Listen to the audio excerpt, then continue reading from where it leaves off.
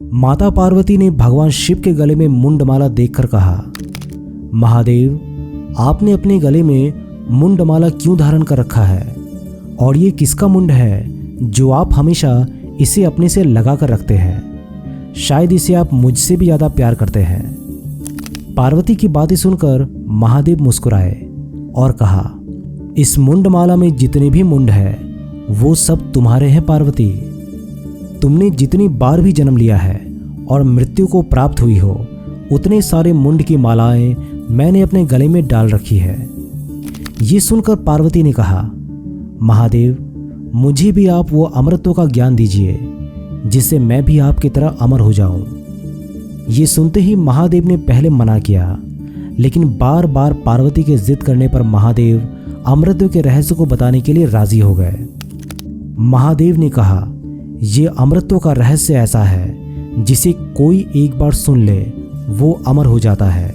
इसीलिए मैं तुम्हें ये रहस्य यहाँ नहीं बता सकता। इसके लिए तुम्हें मेरे साथ कहीं और चलना पड़ेगा। पार्वती राजी हो गई और दोनों चल पड़े एक ऐसी गुफा की तरफ जो आगे चलकर इतिहास में अमरनाथ की गुफा के नाम से विश्व विख्यात होने वाला था। लेकिन अमरनाथ की गुफा तक पहुंचने के पहले महादेव को बहुत सारी चुनौतियों का सामना करना पड़ा। उन्हें अपनी बहुत सारी प्यारी चीज़ों का त्याग करना पड़ा। जीव और ईश्वर के बीच का संतुलन हमेशा बना रहे और ये अमरत्व का रहस्य किसी को पता ना चल सके। इसके लिए महादेव ने धीरे धीरे वो सारी चीज़ें त्यागनी शुरू कर दी जो हमेशा महादेव के शरीर पर रहते थे। लेकिन कुछ चीज़ें नहीं होनी थी वो हो गई। कहते हैं कि जब महादेव पार्वती को अमरत्व का रहस्य बता रहे थे तब एक तोते ने उस रहस्य को सुन लिया और वो अमर हो गया। पर पार्वती अमर नहीं हो पाई। महादेव के लिए इतनी सारी चुनौतियों का सामना करना आसान नहीं था, लेकिन फिर भी उन्हें भविष्य में अमरनाथ जैसी पवित्र गुफा को पूरे मानव जाति को देना ही था।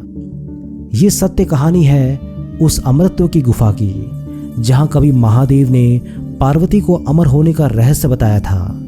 ये गुफा इतनी सारी रहस्यों से भरी है जो आज भी विज्ञान जगत के लिए एक कठिन चुनौती बनी हुई है।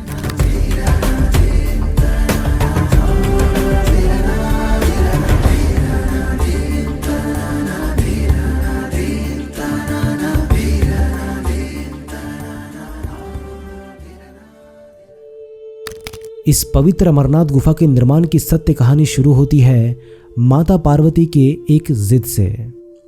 उन्हें महादेव से अमरत्व का रहस्य जानना था, लेकिन महादेव ऐसा नहीं चाहते थे। लेकिन पार्वती की जिद के कारण उन्हें इस रहस्य को बताने के लिए मजबूरन हाँ करना ही पड़ा। महादेव के सामने एक परेशानी थी। उनको वो हर चीज़ों का त्याग करना था जिसे उन्होंने अपने शरीर पर धारण कर रखा था। उन्हें उन चीज़ों का भी त्याग करना था जो उनके साथ हमेशा रहते थे, जैसे कि मस्तक पर चांद, गले में नाग, यहाँ तक कि उनके साथ रहने वाले नंदी बैल को भी उन्हें त्यागना था। महादेव को ऐसा करना ही था क्योंकि अगर किसी ने इस अमरत्व के रहस्य को सुन लिया तो वो हमेशा हमेशा के लिए अमर हो जाएगा। महादेव ने धीरे धीरे रास्ते में इन सारी चीज़ों का त्याग करना शुरू कर दिया। उन्होंने सबसे पहले अपने नंदी बैल का परित्याग किया जिसे आज पहलगाम कहा जाता है। उसके बाद वे आगे बढ़े और अपनी जटाओं से चंद्रमा को मुक्त कर दिया जिसे आज चंदनवाड़ी कहा जाता है। उसके बाद वे आगे बढ़े और शेषनाग को एक झील में छोड़ दिया जिसे आज शेषनाग झील कहा जाता है।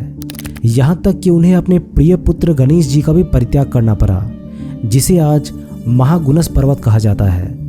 फिर आगे चलकर उन्होंने पंच तत्वों का परित्याग किया जिसे पंचतरणी कहा जाता है।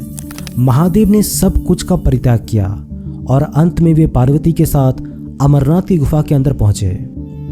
महादेव ने पार्वती से कहा, अब मैं वो अमरत्व का रहस्य बताने जा रहा हूँ जिसे पाने के लिए देवता भी लालायित रहते हैं, लेकिन फिर भी उन्हें इस रहस्य का ज्ञान नहीं मिलता। तुम बहुत भाग्यशाली हो जिसे यह अमरत्व का रहस्य जानने को मिल रहा है। बिना पलक झपके तुम्हें ये पूरा ज्ञान सुनना है। उसके बाद महादेव पार्वती जी को अमर कथा सुनाने लगते हैं। जब महादेव इस अमृत ज्ञान को पार्वती को सुना रहे थे तो ऐसा कहा जाता है कि वहाँ एक तोता यानी कि एक शुक भी मौजूद था जो ये पूरा ज्ञान सुन रहा था। पार्वती जी कथा सुनने के बीच बीच में हुंकार भरती रहती थी और ऐसा करते करते उनको नींद आ गई। कहते हैं कि वहां मौजूद तोते ने पार्वती जी की तरह ही हुंकार भरना प्रारंभ कर दिया। जब भगवान शिव को ये बात ज्ञात हुई तब वे उस तोते को मारने के लिए दौड़े और उसके पीछे अपना त्रिशूल छोड़ दिया। शुक यानी वो तोता जान बचाने के लिए तीनों लोकों में भागता रहा। भागते भागते वो व्यास जी के आश्रम में आया और सूक्ष्म रूप बनाकर उनकी पत्नी वाटिका के मुख में घुस गया और वो उनके गर्भ में ही रह गया। ऐसा कहा जाता है कि ये 12 वर्षों तक गर्भ से बाहर नहीं निकले। जब भगवान श्री कृष्ण ने स्वयं आकर इन्हें आश्वासन दिया कि बाहर निकलने पर तुम्हारे ऊपर माया का कोई प्रभाव नहीं पड़ेगा, तब ये गर्भ से बाहर निकले और व्यास जी के पुत्र शुकदेव कहलाए और ये अमर हो गए क्योंकि उन्होंने अमृतत्व की ज्ञान को सुन लिया था। इन्होंने गर्भ में ही वेद, उपनिषद, दर्शन और पुराण आदि का पूरी तरीके से सम्यक ज्ञान हो गया था। जब इन्होंने जन्म लिया तो श्री कृष्ण और अपने माता पिता को प्रणाम करके इन्होंने तपस्या के लिए जंगल की राह ले ली। यही आगे चलकर शुकदेव मुनि के नाम से प्रसिद्ध हो गए। अमरनाथ गुफा का संबंध 2 कबूतरों से भी जोड़कर देखा जाता है। इस कथा के अनुसार एक समय महादेव संध्या के समय नृत्य कर रहे थे। भगवान शिव के गण आपस में ईर्ष्या के कारण कुरु कुरु शब्द करने लगे थे। महादेव ने उनको श्राप दे दिया कि तुम दीर्घ काल तक ये शब्द कुरु कुरु करते रहोगे। उसके बाद वे रुद्र रूपी गण उसी समय कबूतर हो गए और वहीं पर उनका स्थायी निवास हो गया।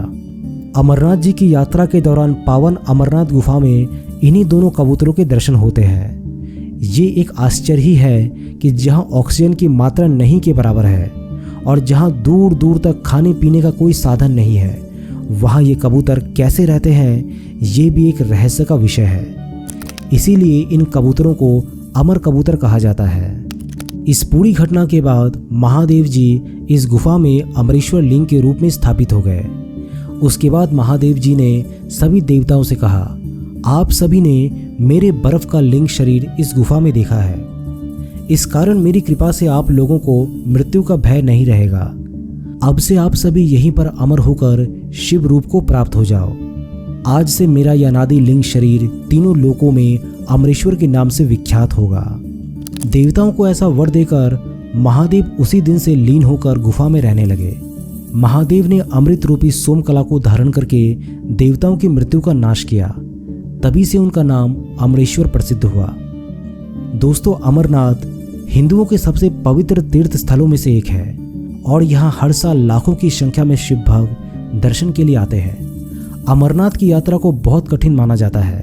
कहते हैं कि इस कठिन यात्रा को पार करके जब बाबा बर्फानी के दर्शन होते हैं तो व्यक्ति को मोक्ष की प्राप्ति होती है। अमरनाथ गुफा में हर साल बर्फ से एक अद्भुत शिवलिंग का निर्माण होता है और इसीलिए इसे स्वयंभू भी कहा जाता है। अमरनाथ गुफा में बाबा बर्फानी का शिवलिंग कैसे बनता है और ये कब से बन रहा है, इसके बारे में सिर्फ शास्त्रों में ही उल्लेख है। हर बार हर सदी में लोगों ने अमरनाथ गुफा की यात्रा की है। प्राचीन काल में यहाँ सिर्फ साधु संत ही पहुँच पाते थे और ऐसा माना जाता है कि उन्हें भगवान शिव के यहाँ पर साक्षात दर्शन हुआ करते थे। परंतु कलयुग आया और ये गुफा इंसानी आंखों से ओझल हो गया। पौराणिक कथा के मुताबिक अमरनाथ गुफा के पहले दर्शन महर्षि भृगु द्वारा किए गए थे। कहा जाता है कि एक बार कश्मीर घाटी पूरी तरह से पानी में डूबने वाली थी। उस दौरान महर्षि कश्यप ने नदियों और नालों के जरिए पानी को बाहर निकालने की कोशिश की थी। जिस समय घाटी से पानी को बाहर निकाला गया, उस दौरान महर्षि भृगु हिमालय की यात्रा करते हुए उसी रास्ते से निकल रहे थे और उन्हें तपस्या करने के लिए किसी शांत जगह की तलाश थी। ऐसे में वे खोज करते करते अमरनाथ की गुफा में पहुंचे, जहां पर उन्हें बाबा बर्फानी के दर्शन हुए। कहते हैं कि उसके बाद से ही अमरनाथ की यात्रा मनुष्यों द्वारा की जाने लगी। समय बीता और उसके बाद फिर से अमरनाथ गुफा इंसानों की आंखों से ओझल हो गया और यहीं से सामने आता है एक नाम बूटा मलिक का, जो कि एक गडरिया था। कहते हैं कि 15वीं शताब्दी में बूटा मलिक को पहाड़ों में एक संत मिले थे, जिन्होंने उसे एक कोयले से भरा बैग दिया था। जब वे थैले को लेकर वापस लौटे तो उसमें कोयले की जगह बहुत सारे सोने के सिक्के थे। बूटा ये देखकर हैरान हो गया और संत को धन्यवाद करने के लिए वो उसी जगह पर पहुंचा। लेकिन उसे वहां पर कोई संत नहीं मिला, बल्कि उसी जगह पर उसे एक गुफा दिखा जहां पर बर्फ का एक शिवलिंग था। कहते हैं कि तभी से उसके बाद फिर से अमरनाथ की यात्रा शुरू हुई।